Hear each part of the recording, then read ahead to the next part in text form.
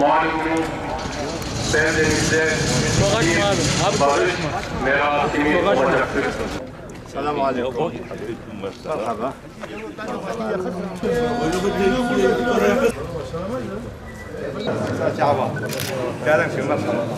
قبل أبي أم فيالي دائما صغير داروني بلا دائما مشي حمل فيالي بلا بد البر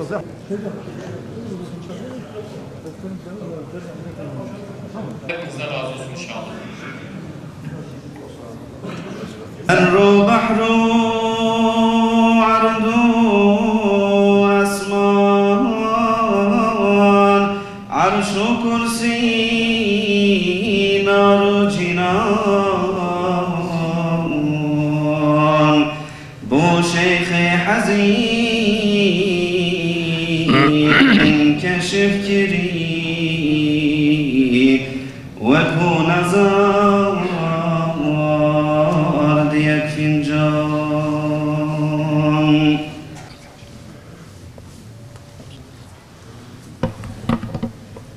Yüce Allah Kur'an-ı Kerim'de وَمَنْ عَفَى وَأَصْلَحَ فَاَجْرُهُ عَلَى اللّٰهِ Kim Allah için, Allah rızası için affeder, ıslah ederse onun mükafatı Allah katındadır.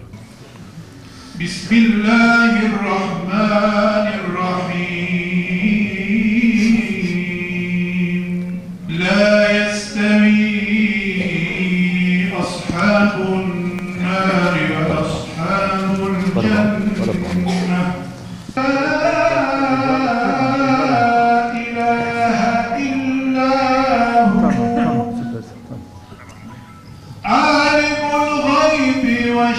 والشهادة هو الرحمن الرحيم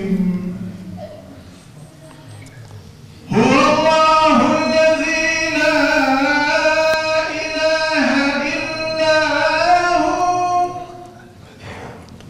الملك القدوس السلام المؤمن المهيمن العزيز الجبار المتكبر سبحان الله عما يشركون. Bundan 8 sene önce maalesef çok acı bir olay vuku buldu. Ulanık ilçesinin Molla Mustafa köyünden Gündüzlü köyü oluyor. 2 kardeşimizi kaybettik. Çok acı çektik, çok üzüldük. Olayı yapanlar Siirt'in Tillo ilçesi İkizbağlar Tom köyünden. Tabii takdiri ilahi diyelim, nefse hakim olamadık. Bu olay meydana geldi. Ama men afa ve aslaha fe ecruhu alallah. Kim affeder, ıslah ederse onun mükafatı Allah katındadır. Dolayısıyla Allah razı olsun. Bu Molla Mustafa köyünden kardeşlerimiz acılı bir aile değer verdiler, toplumun huzuru için emek verdiler, büyüklerinin sözünü tuttular. Her şeyden önce Allah rızası için bu barışı tesis ettiler. Karşı tarafta barış için durmadan ısrar ettiler. Dolayısıyla 2 tarafa da biz teşekkür ediyoruz. Allah 2 taraftan da razı olsun. Vefat edenlerin mekanı cennet-i âlâ olsun. Allah Celle Celaluhu bu barışı kalıcı daim eylesin. Peygamber Efendimiz'in pehlivan kimdir sorusuna pehlivan insanları yenebilen, yere seren değildir dedi. Nefsine hakim olandır. Her şeyden önce Müslüman olarak nefsimize hakim olmalıyız. Her şeyden önce kalbimizdeki o nefret, intikam duygularını silmeliyiz. Ve her şeyden önce Resulullah sallallahu aleyhi ve sellem umirtu bil müdarati, insanları idare etmekle emrolundum. Birbirimizi idare etmemiz lazım. Hoşgörülü olmamız lazım. Hemen böyle nefrete, hemen böyle intikama sarılmamak lazım. İslam'ın hedefi budur. Birliktir, beraberliktir, kardeşliktir. 8 yıl önce Esenyurt'ta maalesef yani kimsenin de istemediği acılı bir olay yaşandı. Tepe ile Balcı aileleri arasında. Elhamdülillah özellikle şeyhimizin nezaretinde, riyasetinde aslında bölge insanı zaten barışa susamış insanlar. kan davaları bunları biz münferiden kendi içimizde çözebiliyoruz inşallah. O şeyi, iradeyi gösterebilsek, bölge insanımız bu konuda gerçekten vakarlı. Allah razı olsun, Tepe ailesi bu konuda bize zorluk çıkarmadı, zorluk yaşatmadı. Sanki barışa susayan taraf gibi de davrandı. Türlü tarafı zaten bizim ziyadesiyle de memnun etti. O zaten mağdur taraf değil, diğer taraftı.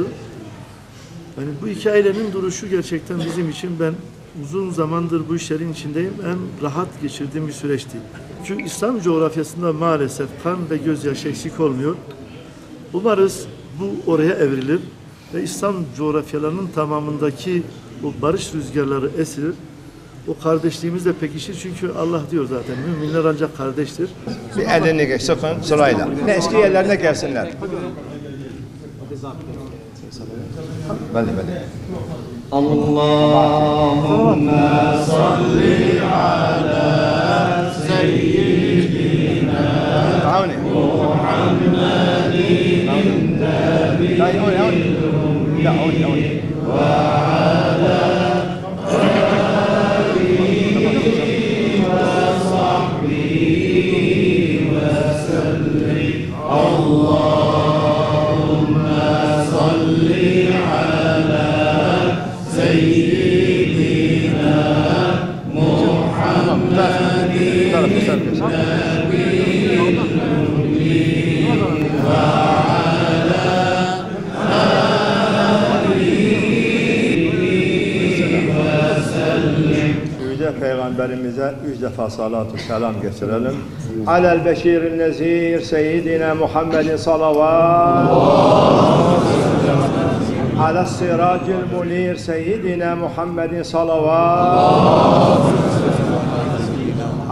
Ala men işteke ileyhil ba'ir seyyidina Muhammedin salavat.